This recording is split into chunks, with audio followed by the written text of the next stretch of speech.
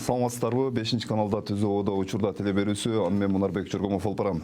Экономика министрлиги мамлекеттик ипотекалык компания ачык акционердик коом менен бирге менин үйүм 2021-26 долбоорун иштеп чыкты. Ал кечээ өкмөт башчынын катышуусунда кеңешмеде каралды. Долбоордо 2021-2026 жылдар аралыгында 7500 тегерегиндеги үй бүлөнү турак жай менен камсыз кылуу же 150 000 чарчы метр турак жайды сатып алуу камтылган. Анда ушу 5 миллиард сомдон кем эмес инвестиция тартуу жана 1 миллиард сомдон кем эмес суммадагы ипотекалык балуу кагаздарды чыгаруу, жайгаштыруу каралып жатканы айтылды. Биз бүгүн ушу ипотекалык компаниянын ишмердүүлүгү жана ушул программанын тегерегинде сөз кылабыз. Биздин студияда коноктор бар. Мен аларды тааныштырып өтөйүн. Менин сол жагымда мамлекеттик ипотекалык компаниянын жетекчисинин орун басары Гүланда Нурмалдоева. Саламатсызбы? Саламатсызбы. Ошондой эле экономист жана ушул тармак боюнча эксперт Кубаныч Чороев мырза. Саламатсызбы? Студияга кош келипсиздер. Гүлнайым, сөздү сизден баштасак, ушул 2021-2026 долбоору качан башталышы мүмкүн? Бул долбоор ушу ипотекалык компанияга кандай бир жаңылыктарды алып келет? Эми мен азыр ушул эфирден пайдаланып бул жылдын жыйынтыгынан бир аз баяндап коеюн. Биз ипотекалык компания 2015 жылдан бери иштеп жатабыз. Бул жылдан бери биз 6,6 миллиард сомго кредит бердик. Биз ушу өлкөбүздүн 5400 жаранын үй менен камсыз кылдык. Ошону эгерде биз орто эсеп менен 4 кишиден ала турган болсок, 22 000 киши ушу үй менен камсыз болду деп айтсак болот. Эми бул ипотеканы биз негизден эки багытта беребиз. Сиздер деле билип угуп келип жатсыздар.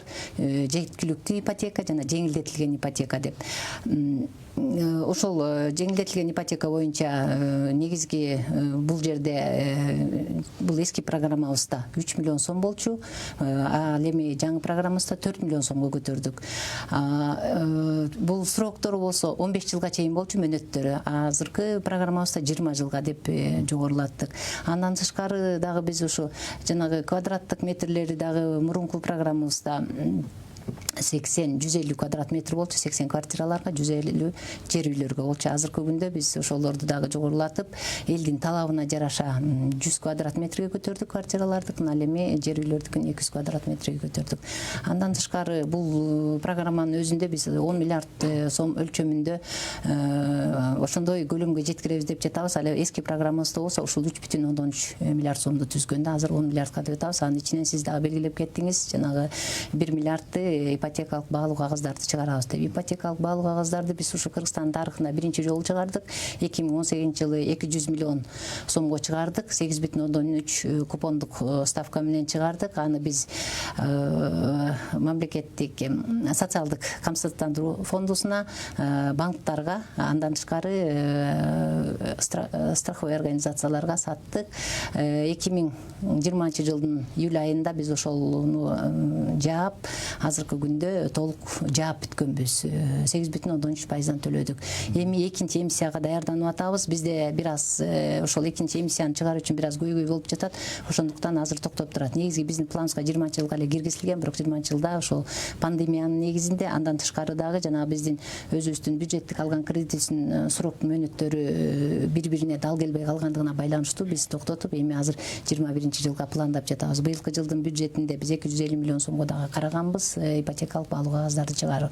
Эми анын проценттик пайыздары азырынча рынокто биз өткөндөгү өзүбүздүн бюджетибизге киргизгенде 6-7% менен деп киргизип атабыз. Ал ошол чыгарылган мезгилде рыноктун пайыздык чени кандай болсо ошого жараша биз купондук ставкаларын коюп чыгарабыз. Азыркы күндө бул жерде да бир көйгөй маселебиз бар. Биз ушул биринчи кагазыбызды чыгарганда улуттук банкка кайрылып, ушул кагаздарыбызды жанагы банктын ликвиддүү активтеринин катарына кошуп бергиле деп суранганбыз.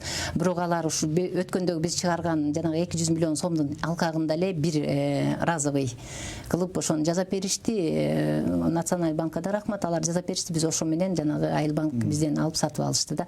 Эми биз ошону дагы системный негизде киргизели деп ошол маселенин үстүндө да иштеп атабыз. Эми буюрса ушу 5 жылдын ичинде биздин жаңы программабызда ошолорду да карап чыгабыз деп ойлоп атабыз. $21-26 долбоору боюнча айтып берсеңиз, бул кандай долбоор болот? 2021-20 биз ушу бул программаны 19 жылдын аягынан 20 жылдан баштап эле ушул программанын үстүндө иштеп келе жатабыз. Анткени 31 декабрда биздин жеткиликтүү ипотека 2015-2020 программасы бүтүп калды. Ошонун негизинде биз азыркы күндө эч кредит бере албай отурабыз чындыгында.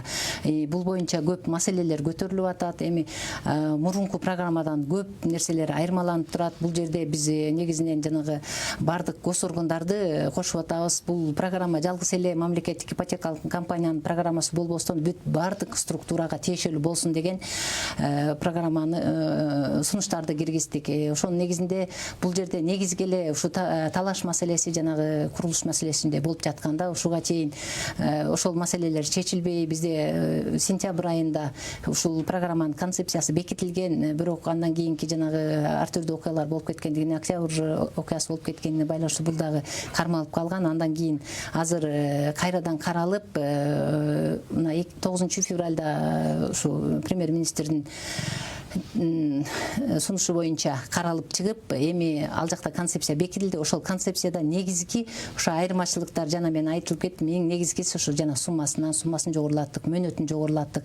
Андан тышкары бул жердеги бюджеттен эле көз каранды болуп отурбастан негизинен внебюджетный акчаларды, донорлорду менен иштөөнү көбүрөөк басымды ошол жакка кылып атабыз. Мурда ушу 90% жогору жалаң гана бюджеттин акчасы менен иштеп азыр эми ушуну 40-60ка түшүрсөкпү деген оюбуз бар. Ошонун негизинде биз азыр донорлор менен иштеп жатабыз.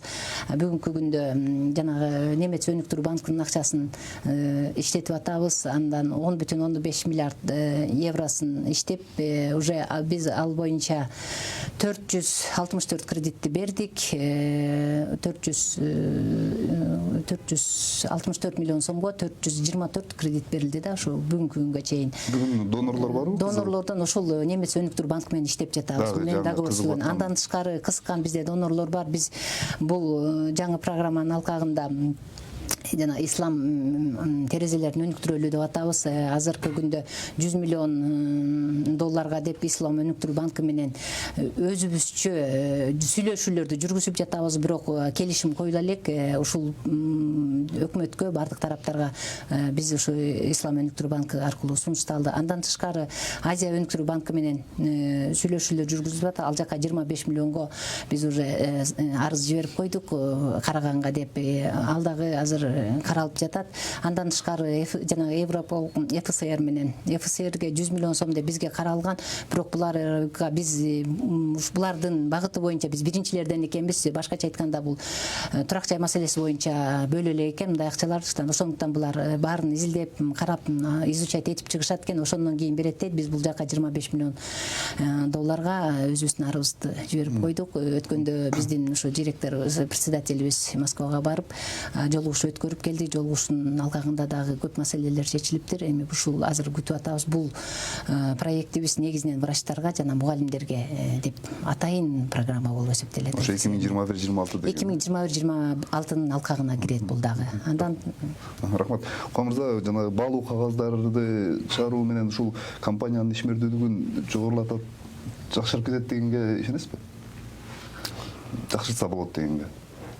Маселен мындай турат да, биз баалуу кагаздарды мамлекет чыгарганда аларды сатып алган институттар адан пайыздык пайда көрүш керек да. Ошондуктан мен канчалык деңгээлде эгерде баалуу кагаздарды саткан болсо, канчалык деңгээлде ошол жанагы бул жерде айтылып жаткан 6-7% менен кайрадан жарандарга берилет. Бул дагы мындай бир аз маселе жаратып атат да. Менин оюмча. Ушу пайыздарды кимдер аныктайт же базар аныктайбы? Базар аныктайт. Пайыздарды сиздин ушу 6-7-8 болобу дегениңизге жооп берип кетейин. Бул биздин жанагы ипотекалык баалуу кагаздарды чыгарганда биз өзүбүз 8,13% менен жайгаштырдык мунучу. Ошондуктан буга банктардын жана обслуживать эткен комиссиялар кошулат. Андан тышкары биздин 1,17% кош, биз 14%дан муну бердик. Бизде 176 жараныбыз ошону алды. башталды. Бирок бул эми биз ушу 2018 жылы жана жеңилдетилген ипотекага жеткиликтүү ипотека деп коштук да. Ошол жеткиликтүү ипотеканын алкагында бул жерде баардык жарандар ала алат. Үйү жок баардык жарандар ала алат. А бизде жеңилдетилген ипотекада жалгыз гана бюджеттик мекемелер алыш керек да. Ошондуктан биз ушул кругубузду чоңойттук да. Биз башкача айтканда биз кругубузду чоңойттук. Эми талаптар бар буга делечи. Азыркы күндө талап болуп атат. Бул биз азыр муну менен дагы иштеп жатабыз. Эми 14% менен эң баягы ошол кезде биз чыгарган кезде бул ошол рынокко жакыныраак болчу да. Эми азыркы күндө азыр рынок кайрадан иштелип атат. Биздин негизги ушу рынокто түзүүчү катарларга биздин проценттин пайызыбыз да керек да. Биздикини уже 6-7-8 болуп калгандан кийин уже рынок өзү эле муну диктовать этип атат. Ошондуктан биз кийинки чыгарган кагазыбызды андан ылдыйраак чыгарып, андан ылдыйраак процент менен бергенге аракет кылалы деп атабыз. Ушу 10-12-нин чегинде эми азыр банктар менен дагы сүйлөшүүлөрдү жүргүзүп, мүмкүн алардын комиссияларын түшүргөнгө да аракет кылабыз да. Бул банктардын комиссиясын түшүрүү иштери боюнча биз 2018-2019 жылдары абдан көп иштерди жүргүзгөнбүз. Ар бир банк менен жолугушууларды өткөрүп, алар менен эмне үчүн ушулар 4%га чыгат деген суроону көтөрүп, ошол боюнча иштегенбиз. Анан ал боюнча ар бир банк өзүнүн эмне үчүн ушул 4% деген суроолоруна жооп берип бизге кат аркылуу кайрылган. Биз ошо менен өкмөткө кайрылып, анан мындан ары ылдыйлатууга мүмкүнчүлүк жок экен деп биз айтканбыз. Эми кече күнү ушу премьер-министрде дагы ушул маселе көтөрүлдү. Биз ошол маселенин үстүндө дагы азыр кайрадан иштеп баштадык. Эми кайрадан ушу банктар менен жолугушууларды өткөрүп, ошол менен дагы пайыздык чендер тууралуу сүйлөшөлү деп жатабыз. Камызда негиде ушу Кыргызстанда балуу кагаздардын базары кандай? Өнкөмү? Эми Кыргызстанда балуу кагаздардын базары өтө өнүккөн эмес. Көпчүлүк убакта биздин өкмөттүн чыгарган балуу кагаздарында сатууда көп маселелер жаралат да. Маселен, биздин өкмөттүн балуу кагаздарын кимдир сатып алат? Биздин өкмөттүн балуу кагаздарын банктар сатып алат да. А банктарга акчаны ким берет? Депозитке койгон жарандар берет. Демек, бүгүнкү күндө өкмөт жанагы кредит алам деген бизнесмендерге мындайча айтканда конкурент да. Ошол себептүү бизде Кыргызстанда ар дайым канчалык өкмөт балуу кагаздарды көп чыгарса, ошончолук кредиттердин проценти өйдө болот да. Өйдөлөнөт. Анткени себеби өкмөттөн спрос келип атат да. Мен 13%дан эмеге алганга даярмын 3 жылга, 5 жылга депчи. Ал эми бизнесмендер ошол эле убакта банктан ылдый төмөн кредит алганга муктаж болуп атат да. Эми маселен бул жерде мындай концептуалдуу бир чоң маселе турат да. Бул турак жай маселеси боюнча Кыргызстанда бүгүн 1 миллионго жакын адам турак жай эми адам десек болот, үй бүлө десек да болот да. Турак жай шартын жакшыртууга муктаж. Кээ бирлеринин квартирасы такыр жок.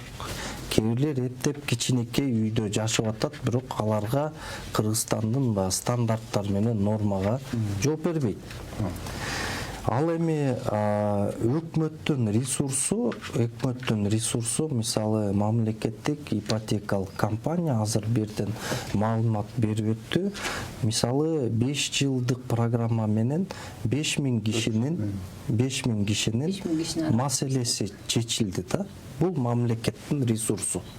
5000 киши. Кыргызстанда бүгүн жылына 50-60 миң жаңы үй бүлө пайда болуп атат. Демек биз логикалык түрдө айтсак болот, Кыргызстанга жылына ошо 50-60 миң батир керек, мисалычы. Бирок биз бир нерсени унутуп койдук да, маселен биз башынан алганда Американын ипотекалык жолун тандап алдык. Американын ипотекалык жолу деген бул банктар аркылуу ипотека механизми менен элди үй менен камсыз кылууда. Америкалык ипотекалык жолго альтернатива Европанын жолу бар. Мен ойлоп атам, бүгүнкү күндө мына өкмөт ушул 5 жылдык программанын негизинде жыйынтык чыгарыш керек да. Эгер биз деген ушу Американын ипотекалык модели менен кетсек, анда 1 миллион элдин 5000 кишиси бул 0,5% да. 0,5% гана адамдын маселесин чечет экенбиз деп ойлонуш керек да. Ал эми Европанын жолу бар. Мисалы өзгөчө Германия, Норвегия, Дания, Швеция, Финляндия деген мамлекеттерде ипотекалык жолду бир 10-15 гана пайыз пайдаланат. Калганы бул кооперациялык жолду пайдаланат. Ушул кооперациялык жол менен Германиянын 80% бул жанагы турак жай фонду курулган же ошол ыкма менен алынып келинген да. Чыгыш Европа мамлекеттеринде да бул кооперациялык жол өтө өнүккөн. Мисалга алганда мен өзүм Кыргызстанда бир кооперативдин кеңешинин төрагасы болдум. Биздин кооператив өкмөттөн бир дагы тыйын алган жок. Биздин кооперативге 1000 киши бүгүн мүчө. Биздин кооператив 137 мүчөгө 1,5 миллиард сомго, өкмөттөн бир тыйын албай 1,5 миллиард сомго квартира алып берди. Канча убакта? Бул 2,5 жылдык убакта. 10 жылдык мөөнөткө проценти жок. 0% менен ошол 137 жаранга биз үй бүлөлөрдү кооперация жолу менен камсыз кылдык. Мунун механизми бардыгы ошол Европадан көчүрүлгөн. Бирок статистиканы салыштырсак 5405 жылда, сиздерде 137 2,5 жылда аябай көрсөткүчтөрдө айырма чоң болот атпайбы? Маселен, биз азыр планга коюп атабыз. Мисалы, өкмөттүн планы менен биздин планыбыз күчтүүрөөк да, мындай айтканда. Биздин кооперативдин мүчөлөрүнүн саны жылына минимум 2 эсе өсөт. Ошондо биз бир 5-6 жыл, 26-жылга чейин 6 жыл деп коелук, 6 жылдын ичинде биз кооперативдин мүчөлөрүнүн санын 100 миңге жеткирген жатабыз да. Эч кандай өкмөттүн жардамы жок эле. Ошондо бизде квартира алгандардын саны болжолдуу 15 миң жаран болот экен да. 6 жылда 15 миң жаранды биз квартира менен 5%. План бул. Бул план, прогноз и мындай дүйнөлүк опыт менен да. Сиздин ушуңузга мен да бир токтолуп кетейин. Биз ушул эле программа сиз айтып атканда биз дагы немец Европанын тажрыйбасынын негизинде биз өзүбүздө жана Баушпаркасы деп 2016 жылдан бери бул жака биз атайын эксперттерди чакырып, ошолор менен анан биздин улуттук банктан ошол барып атайын окуп үйрөнүп келишип, ошонун негизинде биз жанагы Акбосого турак жай аманаттык кредит компаниясын ачтык. Эми бул компанияны ачуу үчүн атайын жумушчу топ түзүлгөн, мен экономдун астында ошолор менен бирдикте иштеп, ушуларды регулировать эте турган улуттук банк өзүнүн закон ченемдүү нормативдик актыларын жазып чыкты. Биз азыр бүгүнкү күндө ушул компанияны регулировать этиш үчүн атайын положение о лицензировании деятельности, положение о регулировании деятельности именно ЖСКК деп ушу жанагы турак жай аманаттык компаниясы жөнүндө иштелип чыкты. Биздин компаниябыздын негизи 100% бул туунду, биздин туунду МИКтин туунду компаниясы 100% получается мамлекеттик болуп эсептелет да. Биз 6 январда улуттук банктан лицензия алдык. Бүгүнкү күндө өзүбүздүн клиентурабызды топтодук. Ушу 12 январда биринчи клиентибиз келип катталып баштаган. Азыр банктардан счет ачылган, аларга келип азыр толуктоп салып депозиттик кызыккан адамдар көп болуп атат. Биз азыр ушул кызыгуулар көбөйүп аткандан биз атайын сайтыбызды ошолорду иштеп чыгууга даярдап атабыз. Биз буга чейин эмне үчүн сайттарды чыгара алган жокпуз? Анткени бизде бул улуттук банк аркылуу көзөмөлгө алына турган болгондон кийин биз алдын ала чыгарууга биздин укугубуз жок да. Биз закон ченемдүү жерде иштешибиз керек. Ошондуктан биз азыркы күндө мына иштеп атабыз. Жанагы бул жерден эми жанагы закон о госзакупках деген бар да, ошо закупкалар сатып алуулар тууралуу закон. Ошонун негизинде дагы биз азыр тендер жарыялашыбыз керек. Ал жака да алып чыгабыз. Анан мен бир ушу Кубан мырзага бир суроомда сиздердики 35%-ын чогултат деп атат да. Биз ушул 35% боюнча биз биринчи моделин иштеп чыкканда немистер менен 30% чогултат, 70-ин беребиз деген модельди да карап көргөнбүз. Бул модельди биз карап чыкканда бул ортодо разрыв пайда болуп калат экен. Жанагы тобокелчилик, ликвиддүүлүктүн тобокелчилиги деген пайда болот да. 30%-ын бересиң, 70-ин бериш керек да. 70-ине башка жактан тартылып келген акчаңар болбосо кандайча ал ошол разрывды жаба албай калат да өзүнөн. Анан ошондуктан бизди ушуну жайында премьер-министр, биринчи премьер Асрандиевдин убагында убактылуу токтотуп, силер ошону кайрадан карап чыккыла деген. Биз кайрадан карап чыгып, анан биз 50-50 кылдык. Башкача айтканда 50%-ын чогултат, 50%-ны биз кредит беребиз 3 жылдан кийин депчи. Анан эми бул жанагы улуттук банктан биз атайын ушу Минфинде атайын өзүнүн замдарын чогултуп, министр менен бирдикте ушул модельди карап чыктык. Андан кийин биз аны өкмөткө алып чыгып, презентация кылып көргөздүк. Ал жерде атайын ушу улуттук банктын талабы бар. 0,4% ушул сакталып туруш керек дегенчи биз ошонун негизинде санап чыгып баардык эмелерди. Анан кийин биз коммерциялык банктар менен башкалар менен салыштырып чыктык да кандайча биздики ушул артыкчылыгы бар, биздин ушул аманат компаниябыздын деген маселеде болуп, аны карап чыгып экөөнү салыштырып ошол жанагы немецтердин жасап берген моделинин негизинде карап чыгып, анан биз ушул улуттук банкка, анан башка гос органдарга биз ушуну далилдедик, көргөздүк да. Эгерде биз 50-50 кылсак, биз ушундо жаба алат экенбиз да. Ал эми азыркы күндө мындай суроолор чыгып атат да. Биз чогулган акчага 3% төлөйбүз. 3 жыл чогултасың, 6 жыл кредитке бересиң. Же болбосо азырынча бүгүнкү күнгө 3 продуктубуз бар да. 5 жыл чогултасың, 10 жылга бересиң. Же болбосо 7 жыл чогуласың, 15 жылга кредитке бересиң деген ушундай. Бул жерде 3%дан биз ошол чогулган калдыкка 3%дан төлөп беребиз. Депозит төлөп бересиз. Депозитке төлөп беребиз да.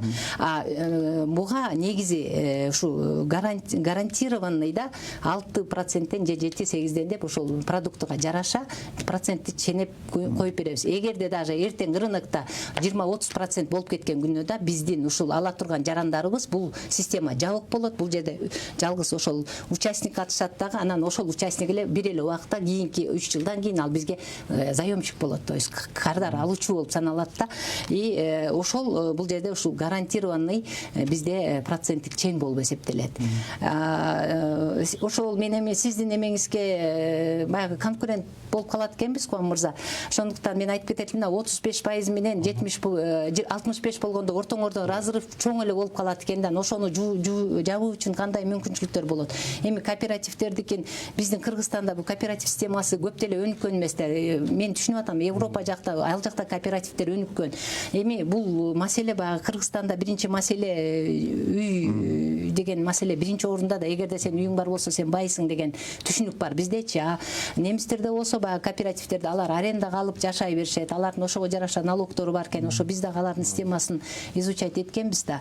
Ошондуктан айтып атам да, ошол разрыв силерде кандай болуп жабылат болду экен да. Биз ушу саналганда бизде разрыв болбойт деп биз ушу өзүбүздүн жанагы алдын ала эсептөөлөрүбүз менен далилдеп тактап атабыз. Биздин албетте ар бир кооперативдин модели болуш керек да, экономикалыкчы эсептелген. Анан сиздин жанагы сурооңузга эгер биз жанагы 35-65 кылып атпайбы да, ошондо бизде бүгүнкү күндө кыскача түшүндүргөндө мындай да, биздин кооперативде 1000 мүчө бар азыр, 1005. Ошонун 137-син алып берсек, 250-сү очередке тургандар, жана 35%-ын төккөндөр. Ал эми андан тышкары бизде 620 накопительный системадагы кооперативдин мүчөлөрү бар да.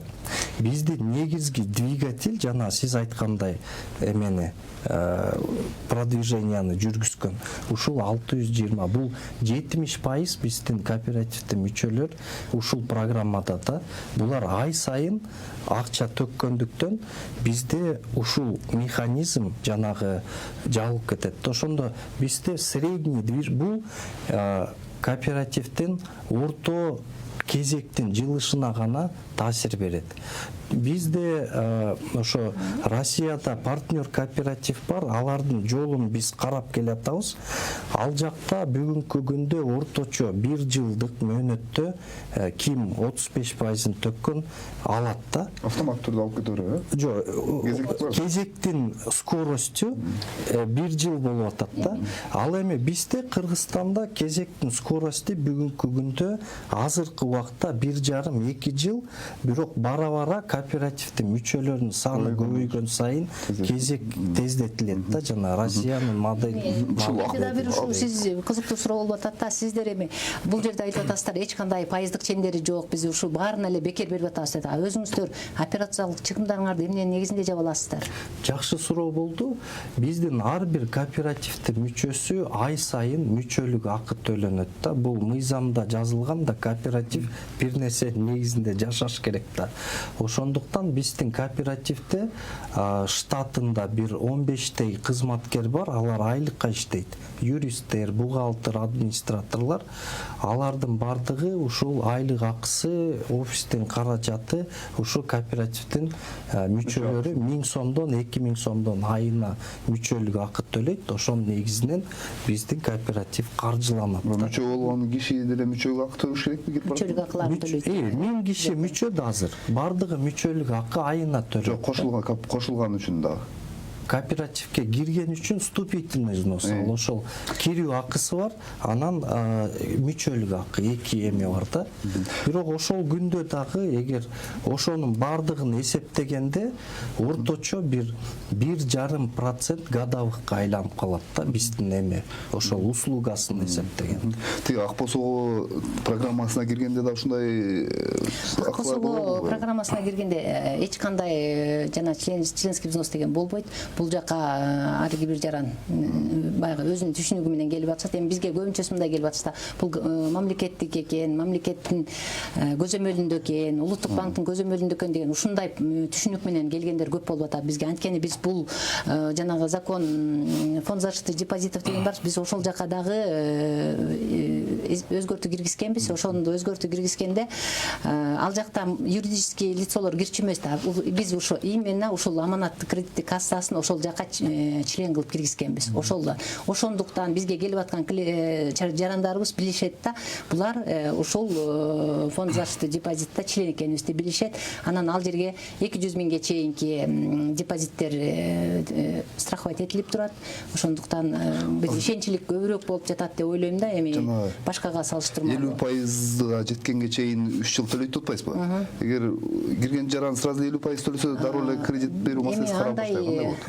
Бизде негизги бул программанын негизги ушул максаты 3 жыл чогултууда. Бул башкача айтканда 3 жыл биз азыр негизги ички булактардан дагы акча чыгарып, биз ошолорду толуктап, андан кийин ошону андан ары кредит катарында үйлөрдү жарандар үй алуу үчүн берип атабыз да. Ошондуктан биздин негизги максат мамлекеттин кандайчасы мен мамлекеттин структурасы катарында айтып кете алат элем да, ошону биз ички булактарды чыгарып атабыз да. Азыр бар экен ошондой адамдар келип атышат. Меники 30 миң бар эле, 20 миң бар эле, мага ушундай керек эле, мага азыр эле бергиле деген сөздөр көп болуп атат да. Биз эми программанын негизги талабы ошондой болгондуктан биз аларга силер азыр чогулта бергиле, анан кийин өзүңөр баягы эмеңерге жараша деп биздин талап ушундай деп атабыз. Биз негизи 1-2 жылдан кийин ушу улуттук банктын жанагы айтып аткан биздин положениебизде жазылды, интерим кредит деген бар. Ортосунан биз 1 жыл, 2 жыл чогултуп бүткөндөн кийин бүгүн берип баштаганда биз ал жерде жазылуу. Силер ан үчүн башка источник алып келишиңер керек деген бар да. Интерим кредитти бериш үчүн жана улуттук банктын ошондой талабы бар. Ошондуктан биз 1-2 жылдын ичинде биз дагы азыр Немец өнүктүрүү банкы аркылуу да иштеп жатабыз. Бизге ошо эменин Бауш Баркастардын Германияда эмелери бар экен, холдинг. Ошонун жетекчилери менен да байланышканбыз. Биз азыр ошолор менен да бирдикте иш алып барабыз. Анан ошолордун эмелери боюнча эгерде биз кошумча таап калсак, биз ортосунан ушу 1 жыл, 1,5 жылдан кийин интерм кредиттерди берип баштайбыз да. Эми бул жерде алардын кредиттеринин чендери салыштырмалуу биз 6-7-8 деп атабыз го. Азыр биздин Акбосогого бир аз жогору болушу мүмкүн. Анткени тигил ошол биз айткан срокко жете элек. Эгер ошол срокко жеткенден кийин биз дагы программабызга же озго продуктка башкача өзгөчөлүктөр киргизишибиз мүмкүн. Азыркы күндө биз Казакстанда, Алматада бир ушу биздин Орто Азиянын территориясында бир банк бар. Ошол менен биз меморандум кол койдук. Биз уже алар менен иштеп атабыз. Буга чейин мамлекеттик ипотекалык компаниянын ортосунда дагы бар болчу. Анткени бул контракттык системаларды өнүктүрүү биздин 2015-2020 деген программабызда жазылуу болчу. Ошондуктан биз буга чейин эле алар менен иштеп баштаганбыз. Алардын да консультация алып атабыз. Азыркы күндө алар бизге ушу консультативдик түрдө, андан тышкары жана программабызды да карап, ошолор боюнча жардам беребиз деп макулдашуулар болду. Кийинки жумалардан мүмкүн биз ушу Казакстанга барып изучать эткенге да аракет кылабыз. Жана 50% ченди 3 жылда төлөп бүткөндөн кийин ал кезекке турабы же автоматтуу? Бизде азыр ошол боюнча жана казактар менен иштеп жатабыз. Атайын оценочный показатель дегени бар экен да. Кезек өзүнөн өзү эле түзүлүп келатат да. Мына бүгүнкү күнгө чейин карайбыз да, ушул 3 жыл болуп электрондук түрдө бизге уже түзүлүп келатат. Очередь келатат. Эми анын ичинен кээ бир клиенттер бүгүн мисалы үчүн 5000ге түшсө, эртең бир кандай башкача мал сатты же болбосо түшүмүн өткөрдү. Дагы дополнительный акчасы пайда болуп калса, алар любой убакта келип туруп, ограничение жок, алып келип туруп салып коет. Алар ушу мисалы үчүн сиз 5000ден чогултуп 3 жылга чейин барсаңыз, тигилер эрте эле чогултуп койсо, кимиси биринчи алыш керек деген суроо пайда болот да. Анткени мен биринчи жасылгам, сиз биринчи жасылгансыз 5000ден, тиги акчасы көбүрөөк киши кийинирээк жасылганда, биз ошолордун баарын азыр ушу казактардын жанагы оценочных показателей деген бар экен, ошону үйрөнүп келип, ошонун негизинде кылган жатабыз да. Анан бул дагы биздин азыркы иш пландарыбызда каралып жатат. Бүгүн канча киши бар кезекте? Бүгүн ушу 14 киши деди эртең менен. Жок, жалпы ушул ипотекалык компанияда кезек күткөн канча киши? Ипотекалык компаниянын негизги бүгүнкү талап 9 миллиард сомдон өттү. 6000ден ашык суроо талап менен ушу бизге кредит алуу үчүн кайрылып атат. Эми бүгүнкү күндө биздин программабыз бекитиле элек. 6000ден ашык жаран кайрылган. Кезекте турат. Эми 5 жылдык программанын өзү аны камтыбай калат экен да? Эми 5 жылдык программа биздики биринчи программабызда айтып кеттим го, 3,3 миллиард сом эле каралган депчи. Ал эми бизде болсо кийинки 21 жана менин үйүм 21-26да 10 миллиард сомду карап атабыз. Ошонун алкагында бизге азыркы эле күндө бүгүнкү күнгө 9 миллиарддан ашык сом керек. Эми биз ошол жанагы 6000ден ашкан биздин жарандарды биз жанагы Акбосого тарапка дагы ошол жака дагы багыт берип атабыз. Ушул жагынан берилген. Анткени ал кишилердин арасында 6000 киши жазылдым деп эле жазылып коюшат. Бирок жазылгандардын ичинде баштапкы төлөмдөрү жоктору да бар. Алардын ичиндечи багы мамлекеттик ипотекада бар экен. Биринчи башында ушу бекер берген сыяктуу эле келип баары жазылып алышканда, алар эртеңки өзлөрүнүн доходторун эсептеген эмес. Анан ошол кээ бирлердин доходтору жетпей калгандар азыр ушул биздин ГИКтен Акбосогого жасалып аткандар да бар да. Мен ушу ал жөнүндө толук маалыматты ала келген эмесмин. По-моему, эртең менен сурап турам. Мен да ал жакта директорлор кеңешинин төрагасымын Акбосогодочу. Ошондуктан баягы эртең менен бирден мен дагы сведения чогултуп турам. Ошо бүгүнкү күнгө канча киши бизден өттү деп толук маалыматын албай келиптирмин. Бир 3-4 киши өттү биздин клиенттерден. Ал жакачы очередь күтүп атышып, анан өттү. Эми бул биздин Акбосого программабыз баардыгына берсе болот да. Үйүң барбы, жокпу, аны эсепке албайт. А бизден ГИКтен айырмасы бул жакта только үйү жокторго берилет. Эгерде даже жанагы жеткиликтүү деп атпайсызбы, жеткиликтүү ипотекада дагы үйүң жок болуш керек. Бул негизги талап мамлекеттик ипотекалык компаниянын. Проценттик айырмачылыктар болуп калышы мүмкүн экен. Проценттик айырмачылыктарды негизи биз азыр Акбосогого жанагы 3 жылдан кийинки гарантированный деп аткан процентибизде 6, 7, 8, 9 деп атканбыз да. Анан азыркы күндө 31-декабрда биздин өкмөттүн буйругу чыкты. Баарыңыздар эле толук билет болушуңуздар керек. Ошонун негизинде биз азыр пайыздык чендерди түшүрүп атабыз. Мурунку берилген кредиттерибиздики 6, 7, 8, 9, анан жанагы индивидуальный строительство кылгандардыкы 10го чейинкилер бар болчу да. Азыр ошонун баарын мурунку берилгендердин баарын 6, 7, 8ге тегиздегиле деген сунуштама болгон. Ал буйрук бизге сунуштама катарында берилгендиктен биз азыр аны өзүбүздүн ички процедураларыбыздын негизинде биринчи правление карап чыктык, андан кийин совет директоров алып чыкты, совет директоров акционерный чогулушта карады. Биринчи күнү акционердик чогулуш болду, алар чечим берди бизге. Анан кийин 1 жумалык сроктун ичинде, мөөнөттүн ичинде ошол проценттик пайыздардын баарын 6-7-8ге чүргүлө деди. Биз азыр ошол менен иштеп жатабыз. Сиз бир нече процент айтпайсызбы? 6-7-8-9 деп. 6-7-8 дегенибиз мындай. Канча айырмаланат, мисалы 50% төлөп бүткөндөн кийин да? 50% төлөп бүткөндөн кийин бизде азыр жана продуктларды киргизип атабыз деп атпайбызбы? Бүгүнкү күндө 3 негизги продуктуну киргиздик. 6% болгондо, эгерде сен чогулткан акчаң 7 жыл чогултуп, андан ары алсаң, 15 жылга алсаң, биз ошону 6% менен берели деп атабыз. Эгерде 5 жыл чогултуп, 10 жылга кредитке берсек, анда аны 7% менен беребиз. Анан эгерде 3 жыл, 6 жыл деп атпайбыз, 3 жыл чогултуп 6 жылга берсек, анда ошону 8-9 деп атабыз да. Анан азыркы ошо ГИКтин процентин түшүп аткандыгына байланыштуу бизде ал жактан 9% айтып эле 6-7-8%дан кылалы деген бүгүн ушу чечим кабыл алына элек, бирок ошону карап атат биздин башкармачылык. Акбосогон башкармачылыгына биз ошондой тапшырма бердик, ушул жагында карап чыккыла. Эгерде мүмкүнчүлүк болсо, аларга дагы ушу бул негизи ГИКтин туунду компаниясы болгондуктан, ошондуктан 6-7-8% менен болсо туура болот го деген сунуштарды бердик директорлор кеңешинен. Комурза дегенде ушул Кыргызстандын экономикалык шартында ушул ипотекалык компаниянын пайыздарына адис катары буруңуз кандай? Эми маселе мындай да, эгерде жок дегенде бир 10-15% болсо дагы ипотекачы, адам 10-15 жылда канча кредит алса, ошонун үстүнө дагы ошончо акча кошуп берет да.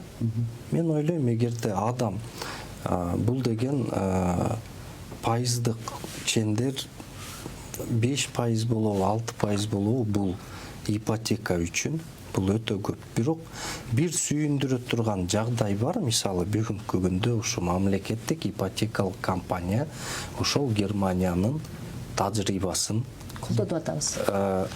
Изилдеп атат да. Эмне себептен? Анткени себеби азыркы күнү биз мындайча айтканда америкалык ипотекалык системадан кетишибиз керек. Мамлекет өзү, анткени ресурстар чектелген. Албетте жанагы шпаркасы, бул сберегательный касса да. Бул механизм дагы Германияда колдонулуп келген. Эмне үчүн сберегательный кассага Германияда мындай ишеним жакшы болгон? Анткени себеби Германияда 150 жылдан бери кооперация өнүккөн. Немисти кооперативке мүчө бол деп айтып кереги жок да. Ал 18-ке чыкканда эле барып кооперативке мүчө болот, же жанагындай сберегательный кассага барып акча топтой баштайт да. Эми канчалык деңгээлде кыргыздарды ошондой маданиятка үйрөтсө болот? Биздин мамлекеттик ипотекалык компания ошол маданиятка биздин элди канчалык деңгээлде үйрөтө алат? Бул жерде мындай интеллектуалдык маселе турат да, финансылык дагы эмес, маданиятты түптөш керек. Ушул биз кооперация моделин түптөп атабыз. Албетте биз ар бир кооперативдин мүчөсүнүн принципи бар да. Сен кооперативдин мүчөсүң, башка коомдун мүчөсүн кооперациянын мүчөсү болууга үйрөт дегенчи. Биз мына ошондой принциптер менен башкаларды үйрөтүп, окутуп, маданиятты, кооперациялык маданиятты, философияны түптөп атабыз да. Эми мамлекеттик ипотекалык компаниянын дагы астында ошондой зор милдет турат. Ошондой маданиятка үйрөт. Анткени себеби азыр мындай биздин кыргыздар азыр келип эле бир 20 миң бере салса, мага үй бере саласыңбы деп келишет буларгачы, эмичи. Анын баарын үйрөтүш керек, ага ресурстар керек, информация керек, анан ушундай. Бизде убакыт соңуна чыгып калыптыр. Мен соңку кыскача жооп берсеңиз. Жалпы эле ушул 18 жашка чыккандан кийин Акбосого ушул 10 жыл акчасын токтосо болобу го? Болот. Бул негизги Акбосогонун негизги айырмасы деп айтып атпаймынбы? Бардык жарандар деп. Бул жерден неберелериңерге да топтосоңор болот. болот. Эгерде сиз небереңиздин күбөлүн алып келип ушул менин неберем болот деп 18 жашка чыга элек болсо дагы топтосоңор боло берет да. Бул эч кандай чектөө жок бул жакта. Жашы боюнча да, бизде жашы боюнча болуп атат го ипотекалык компанияда, бул жакта жашы боюнча чектөө жок. Бүгүн небересине топтой берет, ал 18ге чыкканда андан ары эгерде ал иштеп кетсе, жогуп кетсе, ошону өзү төлөгөнгө жөндөмдүрөк. Бул дагы ушул сиз айтып аткан жанагы маданияттуу, финансылык маданияттуулукка үйрөткөнгө аракет кылып атабыз биз дагы. Биз ушу жана Казакстандын опытын үйрөнүп атабыз деп атпайбыз. Казакстанда 520 миң киши азыркы ушул мамлекеттик же болбосо бирөөлөрдүн көз карандылыгынан чыгып булар ушул именно ушул кассаларга, ушул банкка счет ачып ушул жака которушкан. Рахмат. Урматтуу көрүүчүлөр, сиздер 5-каналда учурда телеберүүсүн көздүңүздөр. Биз бүгүн ушул мамлекеттик ипотекалык компания тарабынан сунушталып жаткан менин үйүм 2021-2026 долбоору жана ипотекалык компаниянын ишмердүүлүгү тууралуу сөз кылдык. Биздин студияга мамлекеттик ипотекалык компаниянын жетекчисинин орун басары Гүланда Нурмолдоева, ошондой эле экономист жана ушул тармак боюнча эксперт Кубаныч Чороев мырза болду. Сиздер убакыт бөлүп келгениңиздер үчүн ыраазычылык билдиребиз. Биз болсо коштошобуз. Саламат болуңуздар.